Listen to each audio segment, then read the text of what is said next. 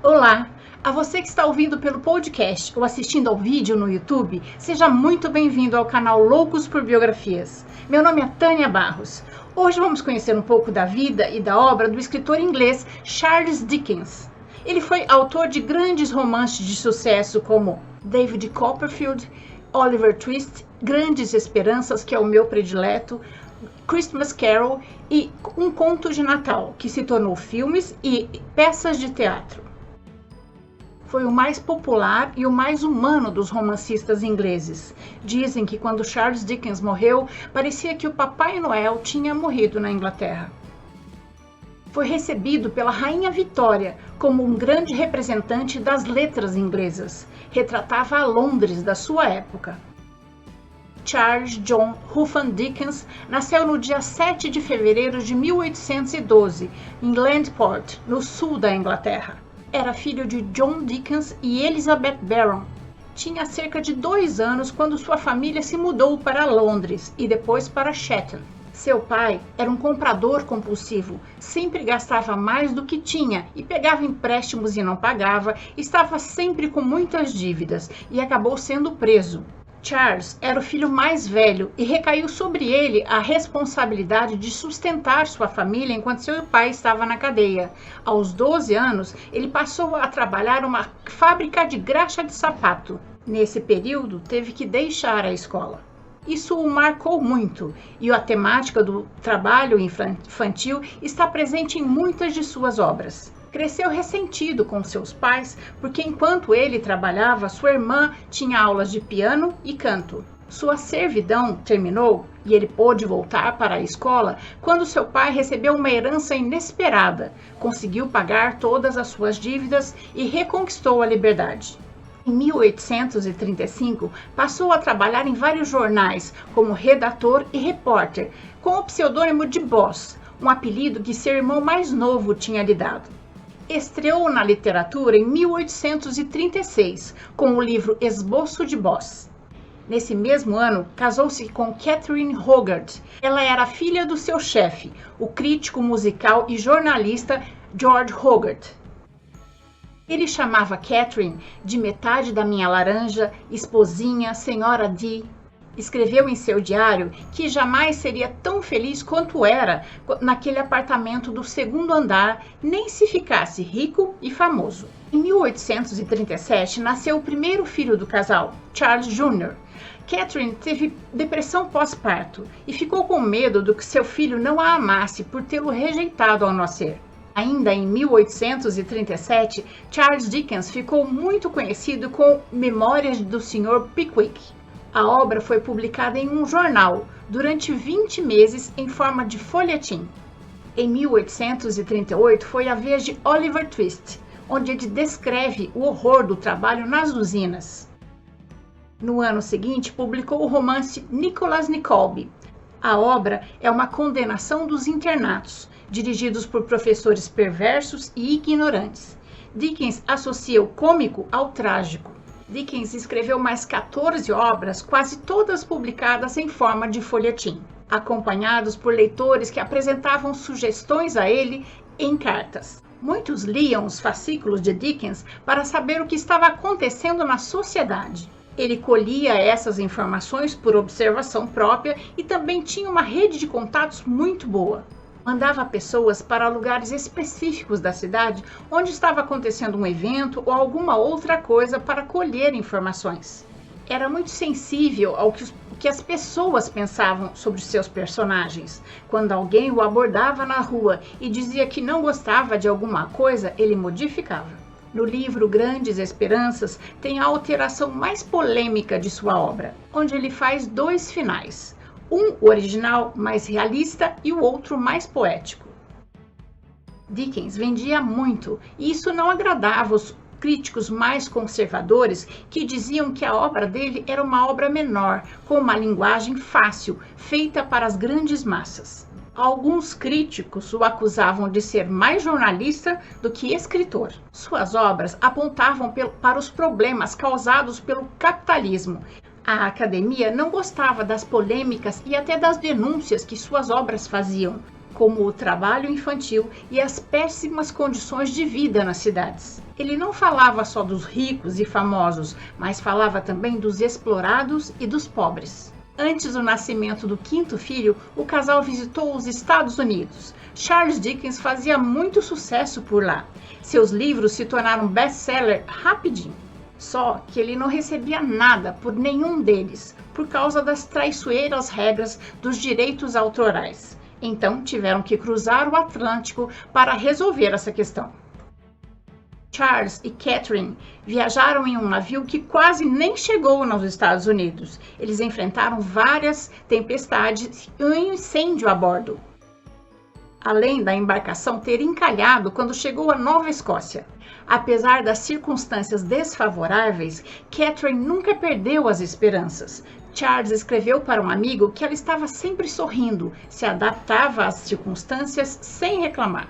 Quando chegou ao porto nos Estados Unidos, tinha 5.000 pessoas esperando por ele e o acompanharam até onde ele faria sua primeira palestra.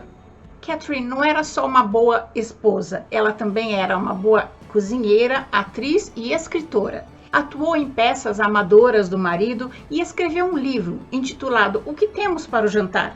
O livro foi best-seller e foi reeditado várias vezes até 1860. Quando Catherine deu à luz ao seu quinto filho, Charles já não estava mais tão empolgado a ter uma família grande, mas, sem contraceptivos, em 15 anos, Catherine deu à luz a 10 filhos. Com 10 filhos para cuidar, não é de se estranhar que ela estivesse sempre cansada e irritada. Charles culpava a esposa por terem tantos filhos e escreveu para um amigo dizendo que ela não era mais a mulher com quem ele tinha se casado. Ela estava sempre irritada, chorando, e tinha engordado muito e não se cuidava. Em 1943, publicou Christmas Carol. E em 1950, David Copperfield, um romance autobiográfico. David retrata a vida como Charles a viu na época em que trabalhava na fábrica de graxas. Charles Dickens ficou muito famoso e era muito solicitado como orador. Montou sua própria companhia de teatro e percorreu o país escrevendo peças e representando. Após o nascimento do seu 10º filho, Charles deu um jeito para que eles não tivessem mais filhos. Exigiu que ele e Catherine dormissem em quartos separados. Pouco tempo depois, em 1958, uma pulseira que Charles tinha comprado para a jovem atriz de 18 anos, Ellen Turner, foi entregue em sua casa para Catherine. Catherine confrontou Charles e ele disse que era normal ele, como autor, dar joias para as jovens atrizes. Catherine não engoliu e separou-se do marido. Charles anunciou sua separação em uma revista familiar, dizendo que tinha feito um acordo amigável com sua ex-mulher. Os vitorianos tratavam o casamento como uma união eterna que não poderia ser quebrada. Só que quando isso acontecia, a mulher não tinha direito algum. Por isso, só o filho mais velho, Charles Jr., ficou morando com Catherine. De acordo com a lei daquela época, os outros filhos deveriam ser criados pelo pai. Um ano depois, ficou claro que Dickens tinha conhecido Ellen um ano antes e até tinha alugado um apartamento para ela, a mãe e a irmã.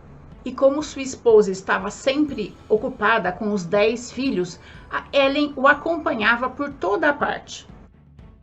Charles não reprovava abertamente, mas não aprovava os encontros que seus filhos tinham com a mãe. Quando suas 2 filhas se casaram, ele insistiu para que não convidassem a mãe. Dickens tinha uma fundação que ajudava órfãos e pessoas que moravam na rua, como meninos e prostitutas, e depois os inseria na sociedade. Ele viveu os primeiros sinais do que hoje chamamos celebridade. Não podia sair na rua sem ser abordado. A cada livro que escrevia, saía pelo mundo fazendo palestras e divulgando seus livros. Veio para a América 2 vezes, uma antes e uma depois da Guerra Civil. Era sempre convidado para os jantares no Palácio da Rainha Vitória, de quem se tornou amigo. Conheceu grandes autores de sucesso, como Edgar Allan Poe, que conheceu na sua primeira viagem à América, e Dostoiévski, que tinha o retrato dele em seu escritório. O mais legal é que eles admiravam Dickens e procuraram por ele. Nosso querido romancista Machado de Assis também lia Charles Dickens. Charles Dickens foi o mais popular dos escritores na era vitoriana. Era lido, querido e amado por muitos. Os livros dele vendiam como água, mas os escritores mais severos não gostavam dele. Ele retratava uma sociedade que fazia com que as pessoas fossem superficiais, se encontrando apenas em eventos e coisas assim. Em seus últimos anos, costumava ler suas obras em público. Charles Dickens conheceu o sucesso, a fama, ainda em vida, mas também sofreu com a morte de 6 dos seus 10 filhos. Viveu com a atriz Ellen Ternan até seus últimos dias, aquela da pulseira entregue por engano. Charles Dickens faleceu aos 58 anos em consequência de um AVC, em Higham, na Inglaterra, no dia 9 de junho de 1870.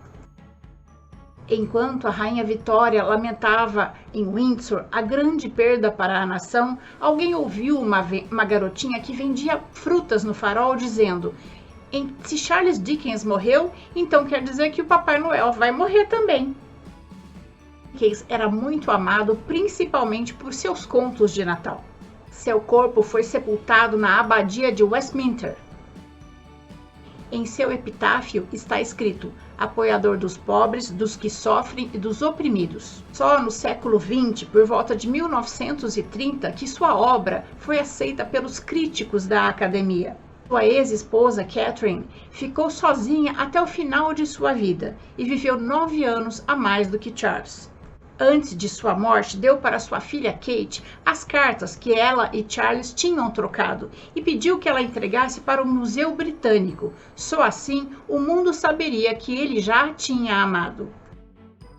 Estas cartas mostram ainda que na época do divórcio, Charles tentou internar Catherine com um diagnóstico falso. Ele tentou convencer um médico a diagnosticar que Catherine estava louca, mas o plano falhou. Essa revelação manchou a reputação edulcorada, perfeita que se tinha com a vida pessoal de Charles Dickens. Termino essa biografia com a descrição de Charles Dickens, feita pela biógrafa dele, Claire Tomalin. Ele deixou um rastro como um meteoro. Cada um tem uma visão sobre Charles Dickens. A criança vítima, o irrepreensível jovem trabalhador, ambicioso repórter, o andarilho incansável, o radical, o protetor dos órfãos, o ajudante dos necessitados, o homem do trabalho bem feito, o republicano, aquele que ama e detesta a América, o organizador de festas, o mágico, o viajante, o sátiro, o surrealista, o hipnotizador, o filho nervoso, o bom amigo, o mau marido, o amante secreto, o pai desesperado, aquele que discute, o sentimentalista, o admirador dos circos, o morador do campo, o editor, o chefe, o fumante, o bêbado, o dançarino escocês, o ator, o canastrão, complexo demais para ser um cavalheiro, ainda assim maravilhoso. E essa é a nossa história de hoje. Eu espero ter contribuído para que seu dia tenha momentos muito agradáveis. Se você gostou, deixe seu joinha, conheça as outras histórias do canal e se inscreva para conhecer as próximas histórias. O canal Loucos por Biografias traz novas histórias toda semana, em áudios nos podcasts e em vídeos no YouTube. Clique no sininho para ser avisado da próxima história. Até mais!